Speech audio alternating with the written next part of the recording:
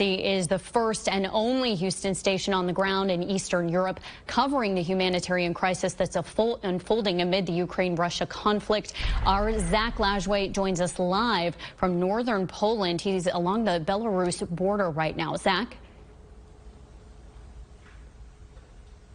Brittany, we're in Rivka, which is approximately 20 miles away from the border of Belarus. There is not a crossing in this area. There are crossings to the south that border Poland and Ukraine, but there's not one in this immediate area. To give you perspective on just how small and rural this area is, it's called a village by some. There are close to 1,000 to 1,200 people living here. Right now we are inside a children's camp that's also a church. This is a bunk room. So when refugees show up here, typically they can have anywhere from 6 beds to 9 beds. There are 9 beds in that room. In total, this cottage will house 61 people at any given time. This morning we were speaking with some refugees who arrived earlier, and they said they left their home days ago. It took them days to get here, but within an hour of them leaving, their home was destroyed. So as you walk through the hallway, this is their main dining hall, and this is where all the activities happen. We had lunch here. Lunch, of course, started with prayer. People ate, and majority of the folks who are here now are napping. Here are 2 children watching a video on their electronic device.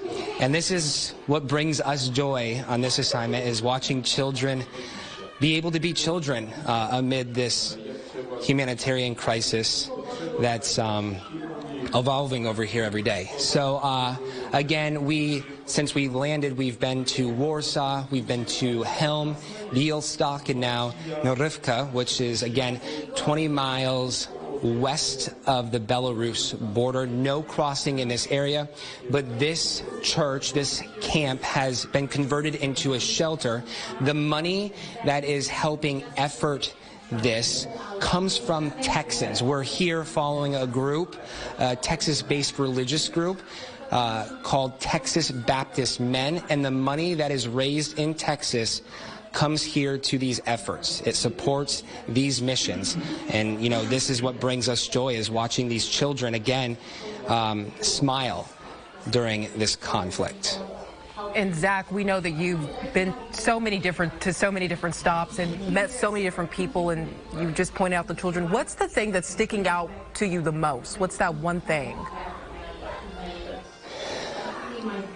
Yeah, you know, yesterday, there are so many, but yesterday we were in Helm, and we were at a church, again, converted into a shelter, and we were talking, and a bus showed up, a van. It was a large van, small bus, with 15 refugees, and majority of those refugees were elderly folks. They traveled more than 13 hours to get there. They do not speak Polish, they do not speak English, they speak Ukrainian. One gentleman is blind, and so he had to be helped in. I was able to help a lady who could barely walk, and I was carrying her bag, singular. That is what life for these folks have been reduced to, one bag. And so everything they know has been put in that one bag and brought to a place that they can call home, the only place they can call home. And I think that's really what's been most poignant to me. There have been so many instances, but that really resonates and hits hard. Incredibly compelling. All right. Thank you, our Zach Lajwe. We appreciate it.